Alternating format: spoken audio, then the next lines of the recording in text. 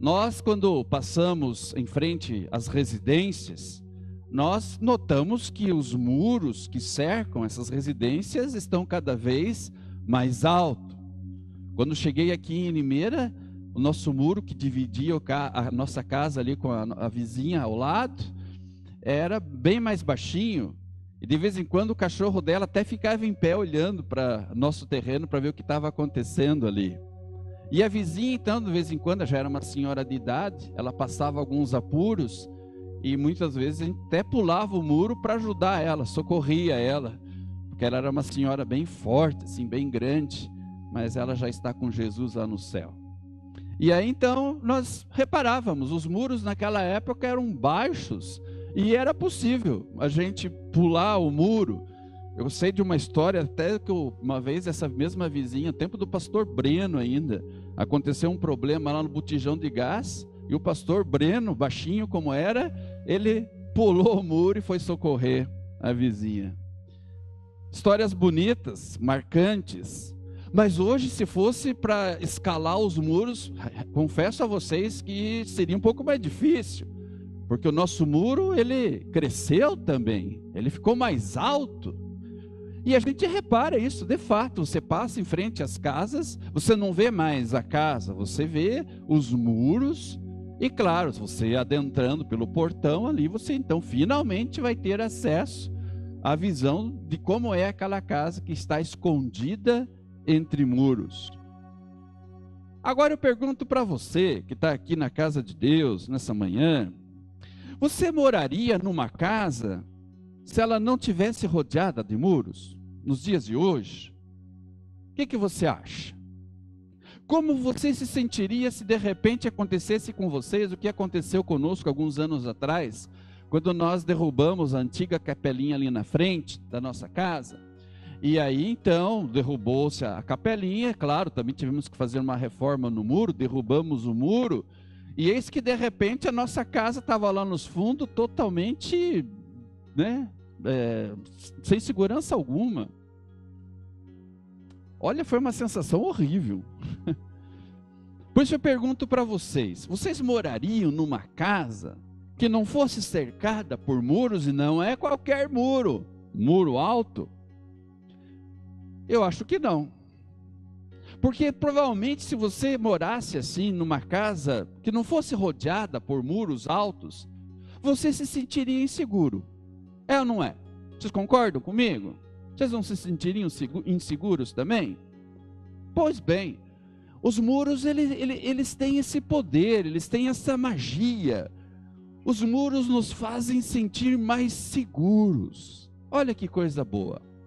E além dos muros nos fazerem sentir-se mais seguros, os muros também têm aquela função de preservar a nossa privacidade, né?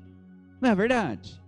A gente não fica mais à vontade quando as pessoas que estão na rua não estão acompanhando o que acontece na nossa vida diária, ali dentro da nossa casa. Então, aí eu gostaria, à luz do que nós lemos aqui no texto de Neemias, que fala sobre os muros, eu gostaria de perguntar para você como é que estão os muros que cercam a tua família. Qual é a altura deles? Eles estão ali cercando ainda a família ou partes desse muro já ruíram? Há brechas nele? Vocês repararam como ultimamente as famílias estão expostas a muitas influências perigosas? Já pararam para observar isso? Influências perigosas que invadem nossas casas e nós estamos meio que deixando essas influências invadir nossa casa, como se ou os nossos muros, por eles existissem brechas, ou se também estivessem derrubados. E aí Neemias viveu um drama muito parecido. Neemias ele viveu lá pelo ano 400 antes de Cristo, e aquela era uma época quando as famílias do seu povo estavam sofrendo muita perseguição, todo tipo de perseguição. Alguns dos judeus haviam voltado do cativeiro, estavam ali novamente na sua terra, as casas estavam em ruínas, a própria cidade de Jerusalém estava destruída e os muros que cercavam a cidade, boa parte deles também estavam destruídos. Aí no versículo 13 do texto há pouco lido, nós lemos que Neemias formou então uma grande mutirão de reconstrução por famílias. E as famílias começaram a trabalhar ali na restauração do muro, porque não adiantaria nada você, digamos assim, edificar as casas, mas com os muros ainda ou no chão ou cheio de brechas, de repente não ali oferecessem mais uma segurança plena como ofereceriam se eles estivessem em pé. Aí então nós vemos Neemias se destacando como um grande defensor aqui das famílias. E como é que ele faz isso? Repare o que Neemias falou. E aqui nós vemos a sua preocupação com as famílias. Neemias disse assim: pelejai. Pelejar quer dizer lute. Pelejai por vossos irmãos, pelos vossos filhos, pelas vossas filhas, vossas mulheres e vossas casas. Aí no versículo 9, nós lemos ali que Neemias orou ao Senhor. Diz ali no versículo 9 que Neemias orou. E se nós olharmos um pouquinho para trás, Neemias capítulo 1, versículo 4, ali também nós lemos a oração feita aqui por Neemias, diante da situação que ele encontrou. E no versículo 4, então, nós vemos isso de uma forma muito mais contundente e clara, pois no 1, versículo 9, nós lemos assim: nós, porém, oramos ao Senhor nosso Deus e pusemos guarda contra eles de dia e de noite. Capítulo 1, versículo 4, e o 1:4, perdão, é a oração propriamente dita. Oramos ao nosso Deus e pusemos guarda contra eles de dia e de noite. Então, o próprio livro que leva o seu nome, conforme aqui já dito, no capítulo 1, versículo 2 a 4, ele nos informa que os muros de Jerusalém estavam derrubados, as portas queimadas. Aí então na oração ele diz assim: tendo eu, Neemias, isso está lá no capítulo 1, versículos 2 a 4, tendo eu ouvido essas palavras, assentei-me e chorei, e lamentei por alguns dias, disse Neemias, e estive jejuando e orando perante o Deus dos céus. E além de jejuar, conforme diz o nosso texto, e orar, Neemias fez algo que jamais deve estar ausente da vida familiar, da vida cristã, ou seja, a confissão de pecados. Isso está lá no capítulo 1, versículos 5 a 11. E eu vou aqui dando alguns destaques nessa confissão de pecados. Ele diz assim, Neemias: eu faço confissão pelos pecados dos filhos de Israel, os quais temos cometido contra ti, pois eu e a casa de meu pai temos pecado. Temos procedido de todo corruptamente contra ti, não temos guardado os mandamentos, nem os estatutos, nem os juízos que ordenaste a Moisés teu servo.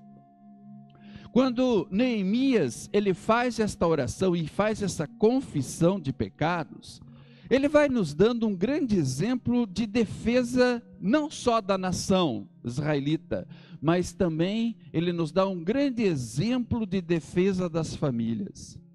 Então, como o nosso tema é lute, defenda a tua família, se você quer defender a tua família de tantos perigos aos quais ela está exposta, a primeira coisa que você deve fazer é colocar a tua família e aquela situação em que ela se encontra em oração. Mas não só isso. Aqui diz o texto que confessar os pecados diante de Deus faz parte da defesa da família. Sabe o que eu noto? Eu noto que um dos problemas que surgem na vida familiar é a ausência da confissão, Ou seja, o que é a confissão? A confissão de pecados é você reconhecer que de fato você não é perfeito, que você erra, que você está sujeito a grandes tropeços e por isso você merece a ira de Deus. E portanto, quando você, digamos assim, num clima de humildade, você se coloca diante de Deus nesse espírito confessional, ou seja, você confessa que você tem os seus erros, os seus pecados e não só o outro. Então, esse é o caminho pelo qual você começa a transitar numa direção da reconciliação, meus irmãos. Nunca haverá reconciliação em nossa casa se nós não estamos dispostos a confessar entre nós nossos pecados e confessarmos juntos diante de Deus que nós aqui nesse mundo somos imperfeitos. Aqui então nós vemos Neemias nos dando esse exemplo. Ele mostrando para nós aqui na sua confissão de pecados, dizendo, olha, nós como nação, nós temos procedido corruptamente contra ti.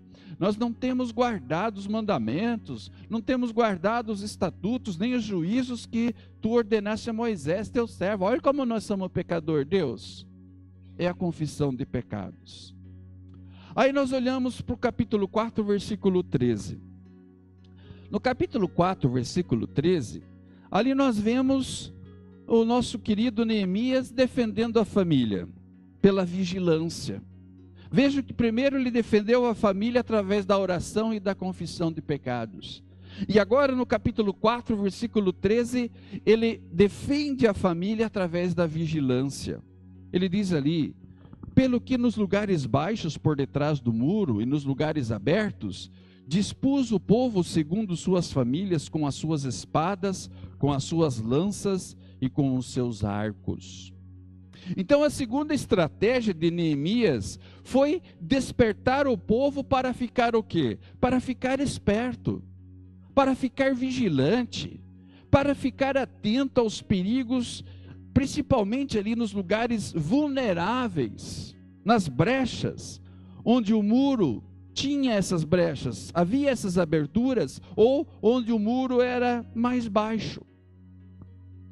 Desse os inimigos não poderiam entrar enquanto eles ainda não tapassem estes locais. Então tinha que ter uma atenção especial a essa vulnerabilidade.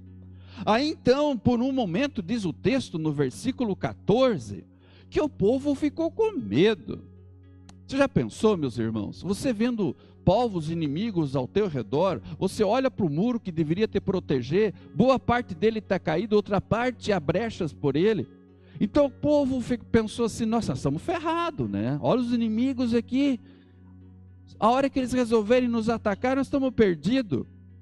Aí no versículo 14 nós vemos o grande homem que defende a família e defende a sua nação, dizendo, gente, não os temais, não temais os vossos inimigos. Aí ele diz algo especial de bom, ele diz assim, lembrai-vos do Senhor, grande e temível. E por isso o povo voltou a trabalhar na obra, e os inimigos então se dissiparam. Jesus também nos ensinou que nós devemos orar e vigiar. Vocês sabem disso, está lá em Marcos capítulo 14, versículo 38. Jesus disse para os seus discípulos, gente, vigiai e orai, para que não entreis em tentação. O espírito, na verdade, está pronto, mas a carne é fraca.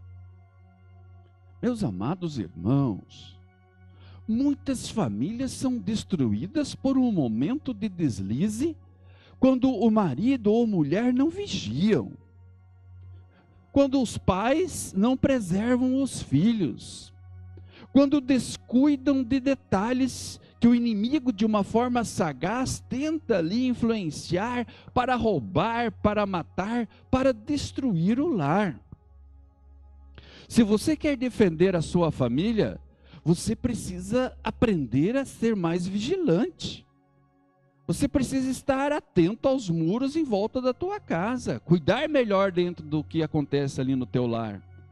E esta vigilância, meus irmãos, não é uma perseguição, não é você contratar um tipo de um detetive particular para vigiar os passos dos teus filhos, do teu marido ou da tua esposa, não. Não é esse tipo de vigilância. Nós não estamos falando aqui numa invasão de privacidade, não. Mas nós estamos falando da vigilância espiritual. Eu vou dar algumas dicas para vocês sobre essa vigilância. Vigie, observe, ali na tua família, tente descobrir qual é a visão que os filhos têm a respeito do casamento, por exemplo. Vigie, pergunte para eles o que eles acham do casamento aberto, do tipo que você pode ficar com pessoas do sexo oposto, ou pessoas do mesmo sexo, desde que você não omita o fato para o seu cônjuge. Pergunte para os filhos o que eles acham disso. Sonde, vigie. Pergunte para as filhas ou esposas dos filhos o que elas pensam a respeito sobre os cuidados do lar. Chega e pergunte, filho, o que você acha sobre os cuidados do lar? Pergunte para sua nora, ou candidata a nora, o que ela acha? Repare se elas se ofendem quando se toca nesse assunto. Pergunte para elas o que elas acham do texto de Efésios capítulo 5, versículo 22. Pergunte para as noras, candidatas a noras, filhas. Porque ali diz assim, as mulheres sejam submissas ao seu próprio marido como ao Senhor. Pergunte para elas o que elas acham desse texto. Pergunte para elas o que elas acham do texto de Provérbios, capítulo 31, versículos 10 a 31. Pergunte. Quer dar uma olhada na sua Bíblia? Provérbios é vizinho de Salmos. Provérbios 31, 10 a 31. É o último capítulo de Provérbios. Eu peguei esse texto na linguagem de hoje, Provérbios 31, 10 a 31. Pergunte para elas o que elas acham desses versículos. Versículo 10 diz assim: como é difícil encontrar uma boa esposa. Ela vale mais do que pedras preciosas. Versículo 11. O seu marido confia nela e nunca ficará pobre. Em todos os dias da sua vida, ela só lhe faz o bem e nunca o mal. 13. Ela está sempre ocupada fazendo roupas de lã e de linho. De lugares distantes ela traz comida para casa, como fazem os navios que carregam mercadorias. Ela se levanta de madrugada para preparar comida para a família e para dar ordens às empregadas. 16. Examina e compra uma propriedade com o dinheiro que ganhou e faz nela uma plantação de uvas. 17. Ela é esforçada, forte, trabalhadora. Conhece o valor de tudo o que faz e trabalha até tarde da noite. 19. Ela prepara fios de lã e de linho para tecer as suas próprias roupas. Ela ajuda os pobres e os necessitados. E quando faz muito frio, ela não se preocupa porque a sua família tem agasalhos para vestir. Ela faz cobertas e usa roupas de linho e de outros tecidos finos. O seu marido é estimado por todos, é um dos principais cidadãos do lugar. 24. Ela faz roupas e cintos para vender aos comerciantes. 25. É forte, respeitada e não tem medo do futuro. Ela fala com sabedoria e delicadeza. Ela nunca tem preguiça, está sempre cuidando da família. 28. Seus filhos a respeitam e falam bem dela, e o seu marido a elogia. Ele diz: muitas mulheres são boas esposas, mas você é a melhor de todas. 30. A formosura é uma ilusão, e a beleza acaba, mas a mulher que teme ao Senhor Deus será elogiada. 31. Deem a ela o que merece por tudo que faz, e que seja elogiada por todos. Pergunte para as filhas e para futuras noras o que elas acham a respeito dessa questão dos cuidados do lar. Se elas se ofendem, Se é realmente algo que hoje em dia é uma coisa ofensiva, cuidar do lar. Pergunte para elas se elas querem o título de rainhas do lar. Agora pergunte aos filhos também, e aos futuros genros ou genros. Pergunte para eles, vigie. O que eles acham a respeito dos versículos que a gente leu acima? Que apontam aqui também para o importante reconhecimento por parte dos maridos das atitudes e ações de sua mulher. Porque quando é que a coisa, o sentimento do machismo, ele aflorece? Não aflorece quando eles são já adultos, não. Olha lá, quando eles veem algumas coisas dentro da própria casa. Pergunte se os filhos teriam a coragem, o futuro genro ou genro, de dizer para sua esposa, o versículo 29, olha que declaração: muitas mulheres são boas esposas, mas você é a melhor de todas. Quando é que você, mulher, ouviu pela última vez o teu marido falar isso para você? Que você é a melhor de todas? Pergunte para os filhos se eles estão dispostos a reconhecer isso. Se eles estão dispostos a valorizar a mulher que eles têm ali do lado. Pergunte. Pergunte aos filhos e futuros genros o que eles acham a respeito do que está escrito lá em 1 Pedro, capítulo 3, versículo 7. Pergunte para os filhos. Diz ali no capítulo 3, versículo 7 de 1 Pedro: também você, marido, na vida em comum com a esposa, reconheça que a mulher é o sexo mais fraco e que por isso deve ser tratada com respeito, porque a esposa também vai receber junto com você o dom da vida que é dado por Deus. Haja assim para que nada atrapalhe as orações de vocês. Aqui está dizendo para o marido cuidar da sua esposa.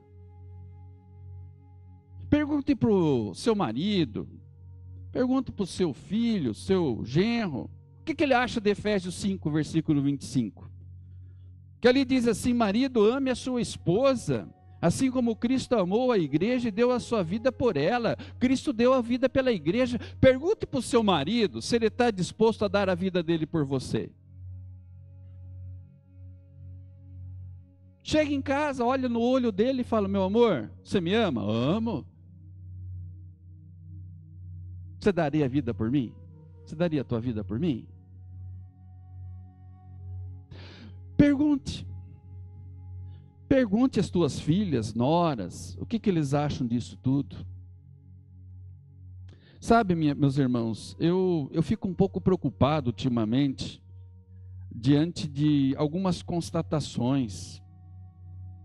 Parece, por exemplo, que hoje existe uma repulsa, uma aversão à questão, por exemplo, de um dia as mulheres dizerem: eu vou ser uma mulher, eu vou ser uma dona de casa, eu vou ser também, por que não, uma profissional, né? Muito bem sucedida com a graça de Deus, e a gente quer isso, espera isso.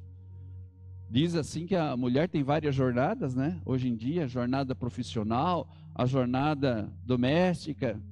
E é por isso que o marido também entra nessa história, né? Não sentando no sofá, colocando o pezão lá em algum lugar para apoiá-lo, esperando, reclamando que a janta está tarde, que está demorando, que tem muita louça na pia. Não está bom? Vai lá, vamos ajudar. Pergunte às filhas e às noras o que elas acham a respeito do slogan Meu Corpo, Minhas Regras. Chama lá um dia, fala: minha querida nora, minha filha. Claro, uma nora é uma filha que Deus nos dá. O que você acha do slogan Meu Corpo, Minhas Regras? Vigia, não é isso que nós estamos vendo ali? Vigiar? Pergunte. Pergunte o que elas acham disso.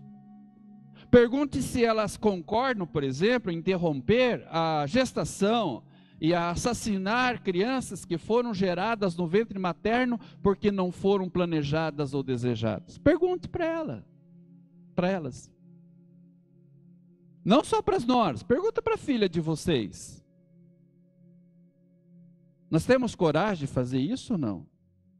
Nós sabemos o que elas estão aprendendo aí fora, nas faculdades, nas amizades, que influenciam muito as suas opiniões e comportamentos? Pergunte. Essa é uma forma de vigilância. Quando você dialoga mais com os teus filhos, e quando você percebe que alguma coisa está destoante. Me preocupa hoje quando as pessoas, algumas meninas, elas pensam assim, para que casar, para ter filho? Eu pego, me apaixono, ou nem precisa às vezes me apaixonar, engravido desse, daquele e tal, tenho finalmente a filha que eu sempre sonhei, e não vejo problema em essa criança não ter pai, um pai presente. Não, o importante é eu ter a minha filha, meu filho. Vocês não acham que algumas coisas estão meio esquisitas? Será que às vezes isso não é um reflexo da falta de vigilância? Será que às vezes isso não é um reflexo de que os nossos muros estão com muitas brechas? Essas perguntas, elas vão indicar as brechas que estão ali em nossos muros. Porque essas brechas são armadilhas do inimigo. E são armadilhas extremamente perigosas. Por isso nós precisamos estar atentos a essas armadilhas. Colocar tudo em oração. E seguir aquilo que o apóstolo Paulo diz em Efésios capítulo 6, versículo 12, ele diz ali, revesti-vos de toda a armadura de Deus para poderdes ficar firmes contra as ciladas do diabo, porque a nossa luta não é contra o sangue e a carne, e sim contra os principados e potestades, contra os dominadores desse mundo tenebroso, contra as forças espirituais do mal nas regiões celestes. Ou vocês acham que esses pensamentos meio esquisitos que estão aí na moda hoje, isso aí vem da onde? Isso aí não vem no coração apenas das pessoas. Isso vem do coração do maligno, que quer destruir a obra de Deus, a obra da família. Portanto, meus irmãos, vamos lutar pela família. Vamos vigiar. E o que nos chama atenção também aqui nessa questão de vigilância, à luz de Neemias capítulo 4, versículos 16 a 20, é a estratégia que Neemias elaborou para vigiar a sua família. Neemias, ele formou uma estratégia de defesa através da colaboração das famílias. E essa ideia seguiu os seguintes passos. Versículo 16, Neemias 4:16. Ali diz, desde aquele dia, metade dos meus moços trabalhavam na obra, e a outra metade empunhava as lanças, os escudos, os arcos e as couraças, e os chefes estavam por detrás de toda a casa de Judá. Ou seja, metade das pessoas ficavam na defesa, cuidando da proteção, enquanto os demais trabalhavam na reconstrução dos muros. Aí vem o versículo 17, Neemias 4:17. Diz ali que os que estavam edificando o muro e os carregadores que levavam as cargas, cada um com uma das mãos fazia a obra e com a outra segurava a sua arma. Ou seja, enquanto estavam ali trabalhando, estavam prontos para defender-se se isso fosse preciso. Agora veja o versículo 18. E cada um dos edificadores trazia a sua espada à cinta e assim edificavam. E o que tocava a trombeta estava no meu lado. Os operários, então, ali que trabalhavam na reconstrução, também tinham armas na sua cintura, atentos, e se ouvisse o som da trombeta dando aviso de perigo, eles se reuniam. E aí veja o versículo 19 e 20. Ali diz assim, disse eu aos nobres, aos magistrados, ao resto do povo, grande e extensa é a obra, complexa, e nós estamos separados aqui no muro, nós estamos longe uns dos outros. Em qualquer lugar em que ouvirdes o som da trombeta, ali vos ajuntareis conosco. Ou seja, a partir do momento em que alguma brecha fosse detectada, ali onde havia essa vulnerabilidade, as pessoas, as famílias tinham que se unir. porque unidas elas formariam um cordão de defesa muito mais eficiente. E é justamente união que falta nas famílias. A união ela existe normalmente quando tudo está bem, né? Festa, aquela alegria, todo mundo com saúde. Ai, mãe, pai, ai, vô, vó, como eu te amo, olha como nós somos uma família unida. Aí, de repente, vem a doença. Instala-se uma enfermidade grave. Ou o próprio passar dos anos, a velhice traz suas consequências.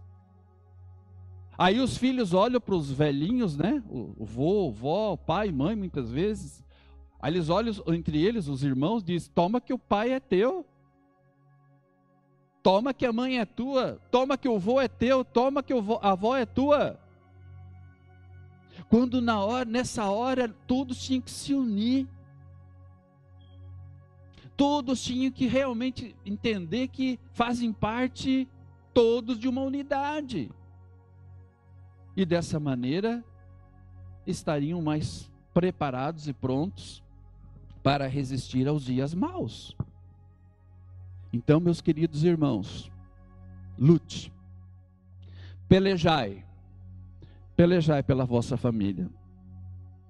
E finalmente o texto termina com uma grande promessa no versículo 20.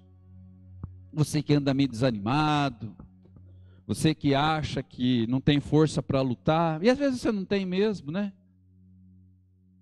Quando você perde alguém na tua família, gente, você perde um pai, uma mãe, uma filha, você fica sem força. Por mais que você queira ter, some, desaparece, sem força nenhuma.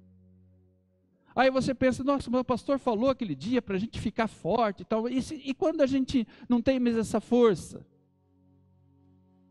Aí o versículo 20 cai como uma luva, que é a conclusão dessa reflexão e a conclusão, o desfecho dessa nossa conversa de hoje. Ali nós temos uma promessa.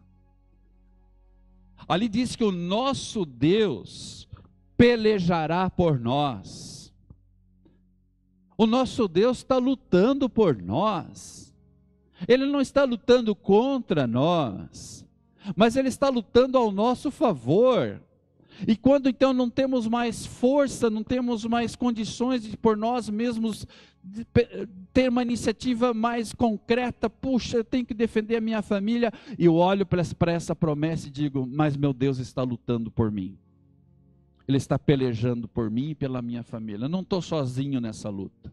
Porque, meus irmãos, nós, diante disso que nós estamos colocando aqui hoje, a gente vê como a gente é imperfeito e como nós temos brechas e mais brechas nos muros que cercam a nossa casa, a nossa família, e às vezes nem estamos percebendo isso, e isso nos dá, assim, muitas vezes, alimenta um sentimento de frustração e incapacidade muito grande.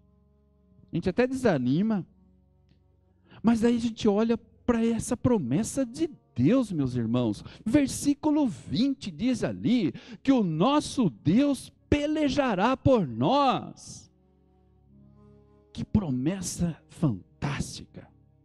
Porque Neemias convocou o povo a pelejar por suas famílias, mas ele declara aqui que Deus lutará por eles.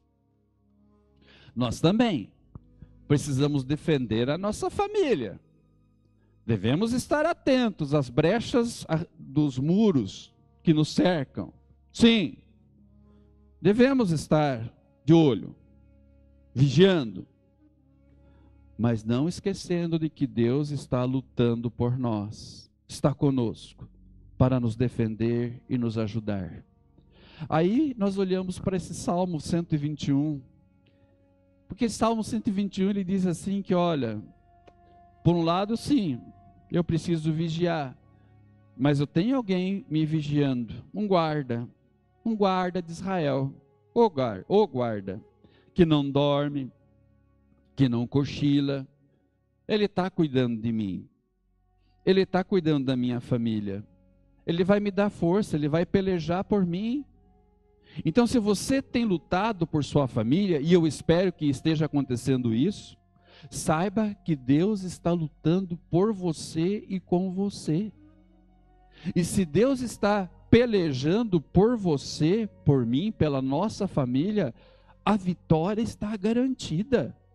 Mas não existe vitória sem luta.